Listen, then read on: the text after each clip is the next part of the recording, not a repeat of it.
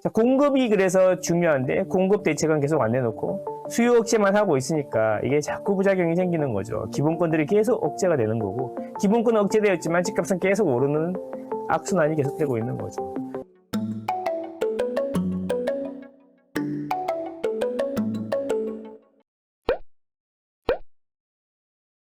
전월세가 급등하고 있어요, 여러분. 집값 잡는다는 부동산 대책이 매매, 전세, 월세 다 올린다라고 합니다. 이런 이야기 하죠. 집값을 정상화한다 이런 거죠. 근데 정상은 사람들마다 생각이 다 다른 거예요. 정상이라는 게 나는 이게 정상이라고 생각하고 다른 사람은 이게 정상이라고 생각하고 그러니까 그게 정상이라는 건 다른 거야. 뭐 어쨌든 정상이라고 집값 잡는다는 거는 이제 상승을 축소시키고 안정시킨다는 이야기인 거잖아요. 그래서 어쨌든 집값을 잡는다고 했는데 매매, 전세, 월세 다 올리고 있다 이런 이야기예요. 자, 합리적으로 판단해야 된다. 그래서 주관을 많이 넣으면 안 된다. 그러면 세상을 잘못 보게 된다라는 거예요. 무슨 소리냐면 주택 문제는 개인에게 있어서는 중차대한 문제죠. 비싸잖아요. 매매든 전세든 월세든 다 부담되잖아요. 그러니까 객관적이고 합리적으로 판단해야 된다라는 거죠. 남들이야 뭐라고 하든 간에 감정을 넣지 말고 자기가 정확하게 판단해야 된다. 데이터를 기반으로 합리적이고 객관적으로 판단해야 된다라는 겁니다. 그래서 제가 지금 계속 데이터를 보여드리고 있는 거 아니겠습니까? 자, 어쨌든 지금 매매, 전세, 월세가 다 올라가고 있다. 이런 이야기들이 나오는데 부동산 정책, 정부 부동산 정책의 수도권 월세 상승률이 10년 만에 최고다라는 겁니다. 월세 상승률이라는 데이터가 있지 않습니까? 그 데이터가 10년 만에 최고라는 거예요. 제가 지난주에 말씀드렸던 게 집값만 잡으면 되냐라고 얘기했던 거죠. 매매를 잡으면 되냐. 매매만 잡으면 되는 줄 알아요. 그러니까 매매를 잡으면 매매 수요가 전월세로 가게 돼 있기 때문에 전세 월세가 다시 오르게 돼 있다는 거죠. 그래서 주택시장이라는 이 공간을 생각해 보라니까요. 주택시장이라는 공간은 자가, 임대로 나눠져 있다. 자가 시장을 누르면 그 돈이 없어지지 않고 임대시장으로 가기 때문에 임대료가 다시 오른다라는 겁니다. 결국 뭐냐면 모두가 불편해진다라는 거죠.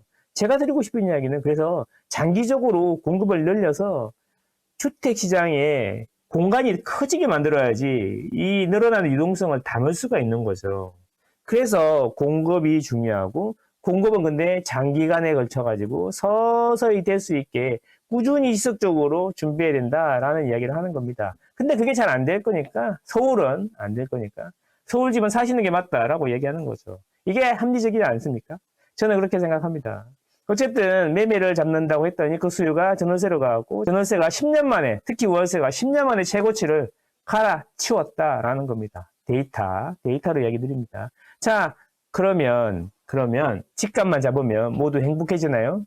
제 이야기가 그런 이야기인 겁니다. 자, 서울 아파트 월세 상승률이 10년 만에 최고고 노원 구평도 월세가 300만 원이다 라는 겁니다. 이겁니다. 이래서 매매만 잡아서는 안 된다라는 거죠. 그래서 결국에는 공급으로 해결해야 된다라는 이야기입니다. 자, 공급이 그래서 중요한데 공급 대책은 계속 안 내놓고 수요 억제만 하고 있으니까 이게 자꾸 부작용이 생기는 거죠. 기본권들이 계속 억제가 되는 거고 기본권은 억제되었지만 집값은 계속 오르는 악순환이 계속되고 있는 거죠. 그래서 매매 수요를 억제하니까 이게 전월세 수요로 바뀌는 겁니다. 매매 거래가 줄어들면 매매 거래가 줄어들 만큼 매매 거래를 안 했으니까 전세는 월세 거래를 해야 되는 거잖아요. 집은 필요하지 않습니까? 그런 거다. 자, 공급이 부족하고 유통 물량이 감소하고 있기 때문에 그런 거죠.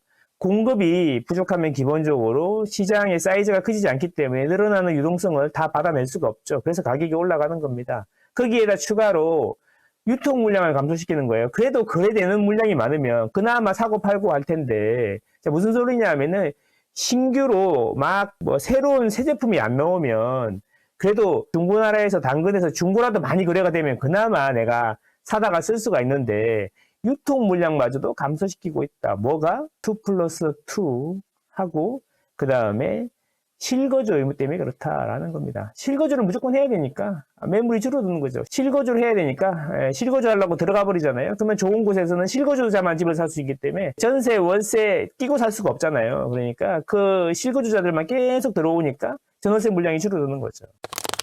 아파트는 망고쌤. 그리고 요즘에 새로운 게 있죠. 투기과열지구가 또 지정이 되었어요. 또 한참 잊어버리고 살만했는데 오랜만에 투기과열지구가 지정이 돼버렸어요. 그래서 새로운 건데 투기가 해지고 지정된 상태에서 양천구 목동구단지는 재건축 19일 만에 사업 시행자를 고시했다. 이게 무슨 뜻인지 아세요? 사업 시행자를 고시했다. 이 이야기는 뭐냐면 조합이 설립됐다. 이렇게 생각하시면 됩니다. 조합이 설립되었다는 이야기는 투기과열지구에서 조합원 지위양도 금지가 발생한다. 조합원 지위양도 금지가 되면 파는 사람이 없어지는 거죠. 파는 사람이 없어지면 목동으로 들어오고 싶은 사람은 매물이 없으니까 살 수가 없게 되는 거죠. 근데 꼭 들어가야 되시는 분들이 있으면 한두 건 나오는 물건을 그분이 비싼 가격에 사면서 가격이 점프하게 되는 거죠. 점상한가 현상이 나타나는 거죠. 그렇게 되는 겁니다. 왜? 토지거래 허가구역이니까 무조건 실거주를 해야 되잖아요. 무조건 실거주를 해야 돼. 그래서 무조건 들어와야 되는 거죠. 사놓을 수가 없는 겁니다. 매물도 줄어들고 어쩌다 나오는 매물은 비싸게 거래되고 이런 현상이 계속된다. 그래서 투기과열지구 실거주 의무하면 유통 물량이 감소된다. 이런 이야기예요. 그런데 9, 10, 13, 14단지가 사업 시행자 고시가 완료됐다. 얘네들은 이제 토지거래가뿐만 아니라 조합원 지위양도 금지까지 걸리게 됐다. 이렇게 보시면 되겠습니다. 어쨌든 49층 3,957세대로 바뀌게 됐다. 이런 이야기입니다. 재건축. 이재명 정부는 재건축 재개발 포기했나? 이런 기사들이 나오기 시작합니다. 재개발 재건축을 활성화시키려면 재개발 재건축을 활성화시켜야지 서울의 공급은 재개발 재건축으로만 된다고 보는 게 맞잖아요. 그러면 재개발 재건축을 활성화해야 서울의 공급이 늘어나는데 오히려 재개발 재건축 부담을 높이는 거죠. 초과의 관수제도 바꿀 생각이 별로 없는 것 같고 그 다음에 투기과열지구로 지정해가지고 투기과열지구 지정되면 조합은 지위 양도 금지라든지 재당첨 제한이 걸리니까 사람들이 팔 수도 없고 그리고 새로 들어오는 사람들 때문에 가격은 계속 올라가고 이렇게 되는 거죠. 그래서 재개발 재건축을 더 위축시키고 있는 거 아닌가 규제를 해가지고 그래서 공급이 되겠냐 이런 거죠. 자, 이런 게 나타날 겁니다. 계속 지금 매물 유통 물량을 적줄이니까요. 자, 이런 와중에 강남 아파트 부담금이 4억 제초한 폐지가 도마 위에 올라가 있다. 안 그래도 안 되는데 규제로 더 안 되게 만든 상태에서 재건축 초과이익 환수라는 게 또 복병으로 다가오는 거죠. 이중과세다 말이 참 많은데 팔지도 않았는데 어떻게 세금을 또 내라는 거냐 말이 많지만 어쨌든 1억에서 4억 정도가 2024년 기준으로 나올 거라고 다 예상한답니다. 그러면 분담금에다가 초과이익까지 추가로 올라가는 거니까 사람들이 할라 그러겠어요? 안 할라 그러겠죠? 안 그래도 규제 때문에 열받아 죽겠는데 분담금에다 세금까지 4억 더 내라 그러면 추진 동력을 잃게 되는 거죠. 그래서 재개발 재건축 포기했냐 이런 이야기가 자꾸 나오는 겁니다. 공급은 더 안 하면서 집값을 잡겠다고 하니까 잡히나요? 안 잡히는 거죠. 그런 겁니다.